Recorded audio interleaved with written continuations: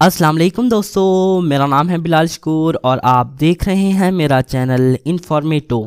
3.8 billion gallons ये वो पानी है जो दुनिया में मौजूद लोग एक दिन में पीते हैं। ये शायद पूरे समंदर जितना लगे, लेकिन ये दुनिया के पानी का आधे फीसद से भी कम है और ये कम होता जा रहा है। तो क्या अगर हमारे पास ताज़ा पानी का एक समंदर होता इस नमकीन पानी के बजाय? पहली नजर में ये किसी फेरी टेल की तरह लगता है। आप जानते हैं कि लोग जमीन पर रहते हैं जो H2O और सोडियम क्लोराइड के बड़े जखायर से भरी है, जो ज्यादातर हमारे लिए यूजलेस है अगर आप इसे पीने या खाने की बात करें। बाय द वे, ये पानी और नमक के केमिकल कंपाउंड नेम्स हैं। दुनिया के कुछ हिस्सों में लोगों के पास दरियाओं या झीलों का ताज़ा पानी नहीं होता और ये बहरान हर साल मजीद संजीदा होता जा रहा है। दुनिया का हर 7वां बंदा पीने के साफ पानी की कमी का शिकार है और कुछ माहिरीन कहते हैं जैसा कि 2030 तक दुनिया की आबादी डबल हो जाएगी तो आधे लोग इस बहरान का शिकार हो जाएंगे। तो क्या इससे मसला हल हो जाएगा कि अगर हमारे पास ताज़ा पानी का एक अनलिमिटेड समंदर हो? छोटा जवाब ये है कि नहीं,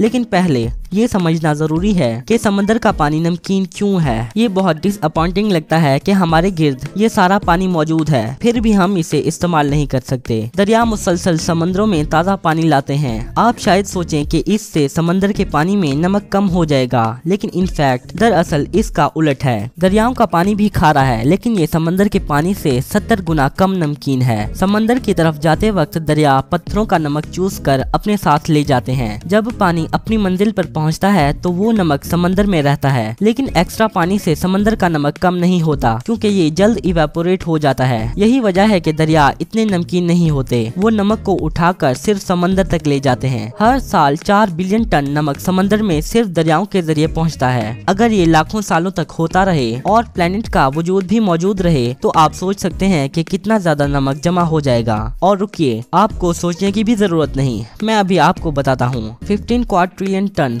इसमें 50 के साथ 15 सिफर लगेंगी। गो अहेड और इसे लिखिए, मैं आपका इंतजार कर लूंगा।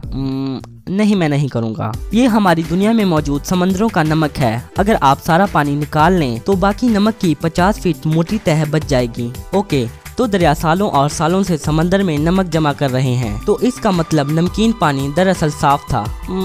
शायद।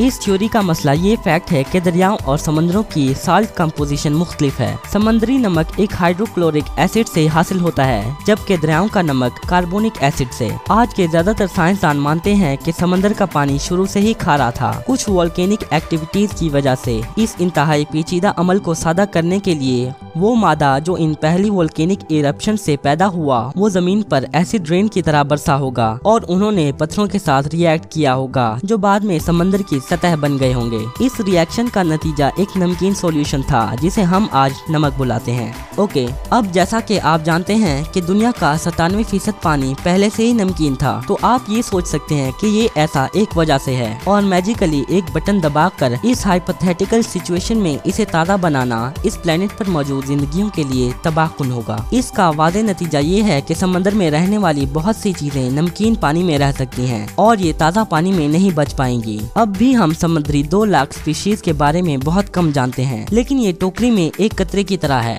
बहुत बहुत बड़ी टोकरी में। ऐसी मजीद लाखों हो सकती हैं, तो इसका हमारे इंसानों के लिए क्या मतलब होगा? खैर, इनके बगैर हम खुराक के इस जरिए को खो देंगे, जिसका न सिर्फ उन ममालिक पर असर होगा जो अपने माहीगिरी के शोबे पर इंहिसार करते हैं, बल्कि उन पर भी जिनके पास ये उन्हें एक्सपोर्ट करते हैं। आपको अंडर वाटर एल्गाई की भी 10,000 स्पीशीज पर गौर करना चाहिए। एल्गाई यूनिक है क्योंकि ये पौधा और जानवर दोनों होता है। जानवर की तरह ये अपने माहौल में मौजूद ऑर्गेनिक मटेरियल पर जिंदा रह सकता है और पौधों की तरह ये फोटोसिंथेसिस में भी हिस्सा ले सकता है। इसकी वजह से ये जिंदगी को बरकरार रखने में भी अहम किरदार अदा करते हैं। तसव्वुर कीजिए कि नमकीन पानी में रहने वाले एल्गाई के बगैर ऑक्सीजन में कितनी कमी और कार्बन डाइऑक्साइड में कितना इजाफा हो जाएगा। इसका मतलब ग्रीन हाउस इफेक्ट बढ़ जाएगा और अब भी हमें इसकी वजह से बहुत से मसले दरपेश हैं। मुख्तसर बात करें तो आलमी माहौलियाती निज़ाम तबाह हो जाएगा बढ़ेगा जैसे जैसे ये मौजूदा फूड चेन तबाह होंगी। लेकिन ये यहाँ नहीं रुकेगा। समंदर आबो हवा को बरकरार रखने में भी अहम किरदार अदा करता है, खास तौर पर इसके करंट्स जो कि जमीन के मौसम को भी मुतासिर कर सकते हैं। ओशन करंट्स बुनियादी तौर पर डेंसिटी डिफरेंसेस की वजह से पैदा होते हैं। याद रखिए, जैसे सतह का पानी गर्म सूरज के नीचे इवापोरेट होता है तो पीछे नमक बच जाता है। ये खारा पानी ज्यादा डेंस होता है और नीचे चला जाता है, जिसकी वजह से ये सतह पर मौजूद पानी से ठंडा रहता है। पानी का ये उतार चढ़ाव वो बुनियादी वजह है जिससे ये करंट्स पैदा होते हैं। बिल्कुल दूसरी चीजें जैसा कि हवा और जमीन भी अपना किरदार अदा करती है, तो इनके बारे में भी एक और वीडियो बनेगी। और अगर आप कुछ ऐसा देखने में इंटरेस्टेड हो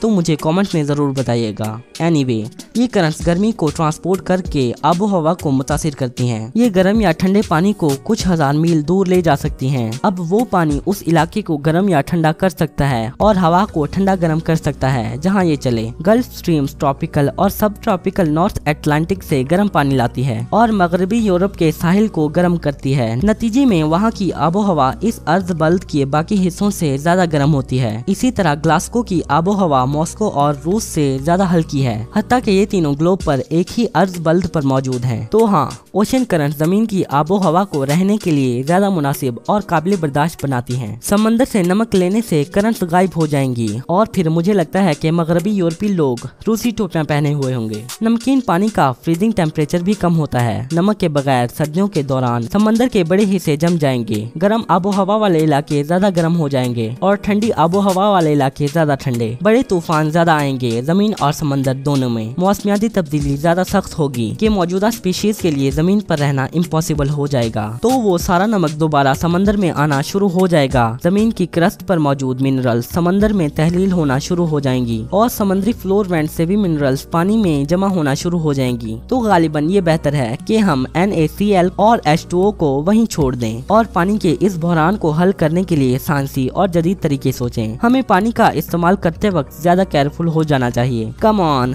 आपको घंटे तक उस शावर की जरूरत नहीं। इससे फर्क नहीं पड़ता कि ये कितना आरामदाह हो। तो क्या आप ताज़ा पानी हासिल करने के कोई तरीके जानते हैं? अपने आइडियाज को कमेंट्स में जरूर शेयर कीजिएगा। अगर आपने इस वीडियो में कुछ नया सीखा तो इसे लाइक, दोस्तों के साथ शेयर और चैनल को सब्सक्राइब करना मत भूलिएगा। मैं मिलता हूँ आपको अपनी नेक्स्ट वीडियो में। तब तक के लिए अल्लाह हाफिज।